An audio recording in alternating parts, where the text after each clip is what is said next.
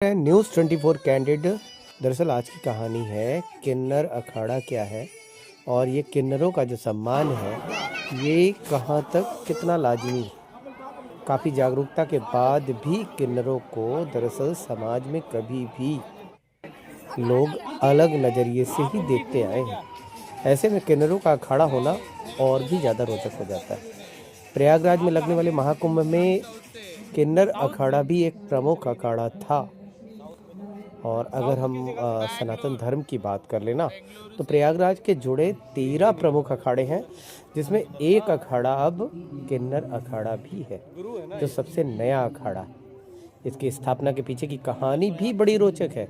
समाज में किन्नरों को समानता का दर्जा दरअसल दिया ही नहीं जाता था और लोग उनके साथ अच्छा व्यवहार भी नहीं करते थे। उसके बाद 2014 में सुप्रीम कोर्ट का निर्णय आया और किन्नरों के पूरे जीवन को बदल गया। दरअसल यहीं से शुरुआत हुई किन्नर अखाड़ा को स्थापित करने की। 2014 का जो निर्णय था ना, वो किन्नरों के जीवन को किस तरीके से बदल गया, आइए हम आपको बताते हैं।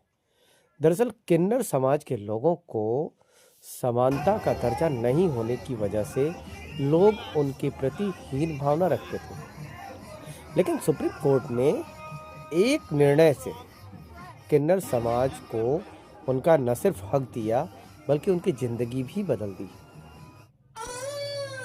महामंडलेश्वर लक्ष्मी नारायण त्रिपाठी की अगर हम बात करें ना, तो 2014 के केस में वह इंटरवीनर रहे।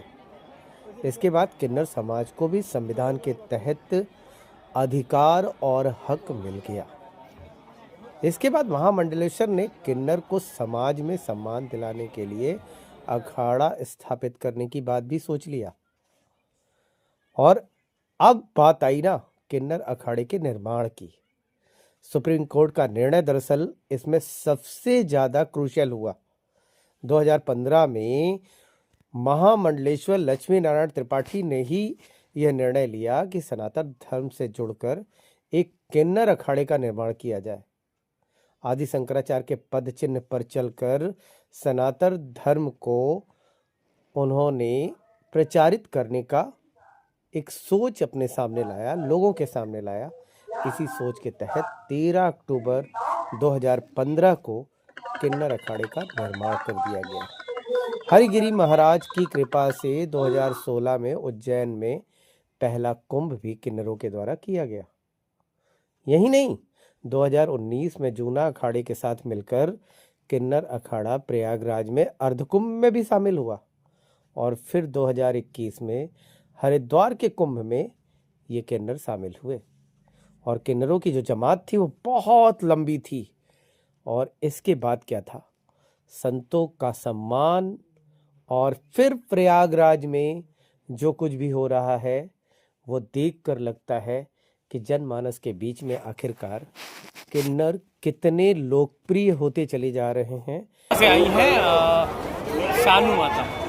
शानू जी, आप बताइए कि इस समय आप प्रयागराज के माघ मेले में आई हुई हैं, क्या कहेंगी श्रद्धालुओं के लिए? पहली बार आई हूँ माघ मेला प्रयागराज में और बहुत अच्छा लगा और इतना भीड़ और सबका आनंद मुझे बहुत अच्छा लगा।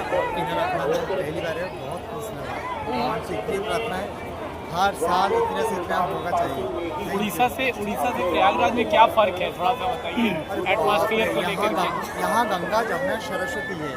उड़ीसा में तो प्रभु जगन्नाथ धाम में जगन्नाथ है, यहाँ गंगा जमुना सरस्वती का मिलन होता है, जहाँ की वहाँ का अलग होता है, यहाँ भी अलग होता है। उड़ीसा की भाषा में थोड़ा श्रद्धालुओं के लिए कुछ बोल दीजिए। उड़ीसा की भाषा होती है जय जगन्नाथ, अपन माने खुशी तो।